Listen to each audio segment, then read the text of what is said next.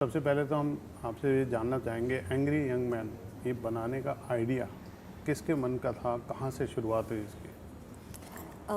ये शुरुआत मुझसे हुई ओके। क्योंकि मैंने इनकी सारी फिल्में देखी हैं। मैं एक राइटर हूँ करेक्ट। और मैं हमेशा सोचती हूँ कि इन्होंने ये फ़िल्म एक ड्राफ्ट में कैसे की, ये फ़िल्म दो ड्राफ्ट में कैसे की। मैं सलीम अंकल से ज़्यादा मिलती थी, फरहान से ज़्यादा मैं सलीम अंकल से मिलती थी, क्योंकि मैं वॉक पर जाती हूँ बैंड स्टैंड पर और वो वॉक पर जाते हैं बैंड स्टैंड पर।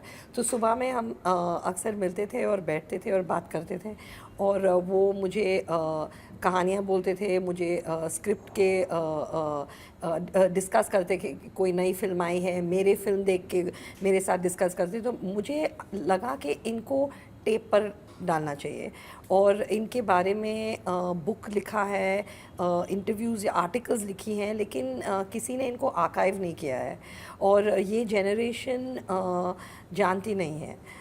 ये जनरेशन ने कभी स्टार्ड राइटर्स नहीं देखा है, और वो एस्पिरेशन जो मुझ में है वो मुझे ट्रांसमिट करना था टू अनदर जनरेशन। तो ऐसे तो इसलिए जो वॉक करते करते, बातें करते करते आप खुद भी राइटर हैं, आप बहुत सफल डायरेक्टर हैं, फिर नम्रता जी को कहाँ से ढूंढा आपने? नम्रता एक बहुत ही बड़ी सक्सेसफुल और बहुत ही अच्छी एडिटर हैं, नेशनल अवार्ड विनिंग एडिटर हैं, और मैंने इनके साथ 3 प्रोजेक्ट्स किए हैं, लव स्टोरीज, गोस्ट स्टोरीज और मेड इन हेवन। ओके। और एडिटिंग भी एक किस्म का राइटिंग प्रोसेस है। आप स्क्रिप्ट लेते हो, आप शूटिंग करते हो, शूटिंग के बाद कोई चीज़ें अच्छी नहीं है, कोई चीज़ें अच्छी हैं, वो वापस स्टोरी क्राफ्ट करना, कुछ बोरिंग हो गया है, कुछ लंबा हो गया है, कुछ मीटी इनफ नहीं है, तो कैसे फिक्स करें। तो editing in itself is a री राइटिंग प्रोसेस। तो अगर एक अच्छा एडिटर है तो उनका नैरेटिव सेंस बहुत स्ट्रॉन्ग होता है। तो वो मुझे नम्रता में दिखा, और फिर ये 70s के सिनेमा जानती थी, सारे फिल्में देखी हैं ओके। इसने। उससे बॉलीवुड से, आई मीन हिंदी फिल्मों से बहुत लव है। She also she has a sense of humour, तो मुझे लगा that she will be good with Salim uncle and my father, because they're very funny, and it was important to have a female gaze. मुझे एक लड़की चाहिए थी जो ये डॉक्यूमेंट्री बनाए, क्योंकि दे आर वेरी मेल, उनका काम भी बहुत मेल सेंट्रिक था, तो इट्स इंटरेस्टिंग कि एक फ़ीमेल उन्हें देखे। नम्रता जी, आप बताइए, आपका फर्स्ट रिएक्शन क्या था जब आपको सच में ये पता चला कि मेरे पास ये रिस्पॉन्सिबिलिटी आने वाली? मैंने सबसे पहले तो कार्टव्हील करी क्योंकि मुझे मतलब इंस्टिंक्टिवली बहुत ही अच्छा सब्जेक्ट लगा। ये दोनों मुझे बहुत इंटरेस्टिंग लगता है, इनकी फिल्में बहुत पसंद है, मैंने कितनी बार देखी हैं, जब मुझे पता भी नहीं था कि इन्होंने लिखी हैं। तो मैं बहुत एक्साइटेड थी कि ये करने को मिल रहा है और कितना कुछ सीखने को मिलेगा और कितना मज़ा आएगा मतलब। और इस पूरे प्रोजेक्ट को करते वक्त आपको सबसे ज़्यादा क्या कोई यादगार किस्सा ऐसा, सलीम साहब का, जावेद साहब का, किसका सेंस ऑफ ह्यूमर ज़्यादा है? दोनों में कंपेयर करना मुश्किल है, मगर फिर भी उन दोनों का अलग टाइप का सेंस ऑफ ह्यूमर है बहुत, मतलब ऑरेंज और एप्पल टाइप है, मतलब जावेद पर साहब बहुत का हंसे हैं हम। कटाक्ष वाला रहता है, और सलीम साहब वाकई मतलब बोलते कि और बाद में सलमान में अच्छा कौन खाता, बोला क्रिकेट हो, हमने सुना है इसको। तो सलीम साहब का मुझे लगता है शायद अलग सेंस ऑफ ह्यूमर। यस।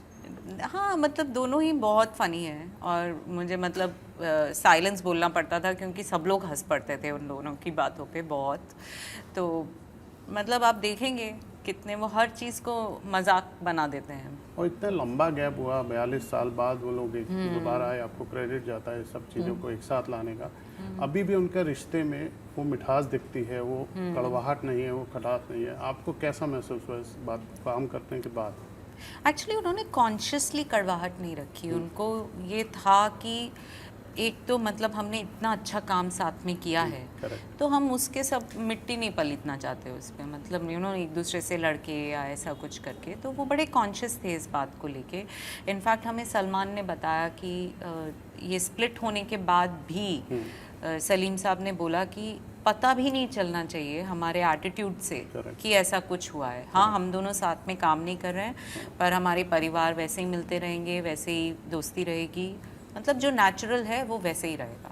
तो वो बड़े कॉन्शियस थे, उन्होंने सब कुछ बड़ा मतलब उस तरह से अच्छे से किया। अभी तक जो है जब हम सुनते थे ना एंग्री यंग मैन, तो सदी के महानायक अमिताभ बच्चन का चेहरा था। उनके पिता का नाम सब जानते हैं, हरिवंश राय बन। बस इस किरदार के जो जन्मदाता हैं वो सलीम जावेद था।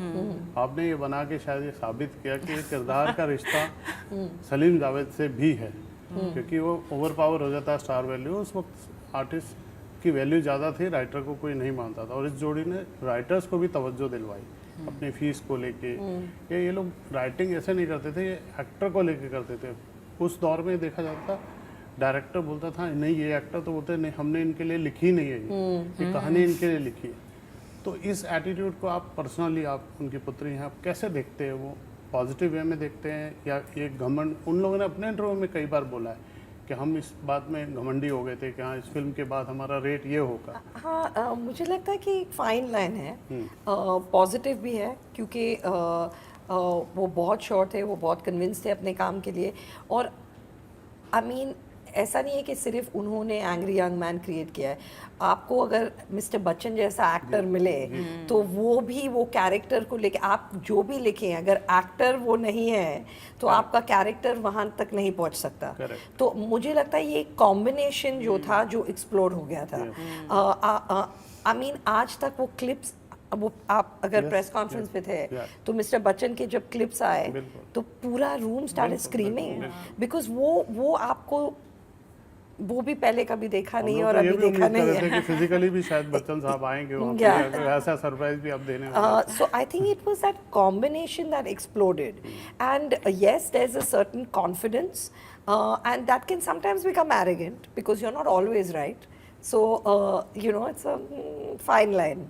मतलब जो एंग्री यंग मैन था वो समाज का गुस्सा ही था ना, समाज में वो हमेशा जिंदा रहता है। आज इस दौर में आप ऐसा किसी में ये गुण पाते हैं राइटर में या कोई ऐसे एक्टर में जो आज के दौर की फिल्म में उसको आप कंपेयर कर पाएँ? मुझे लगता है कि कुछ साउथ की फिल्में कर रही हैं।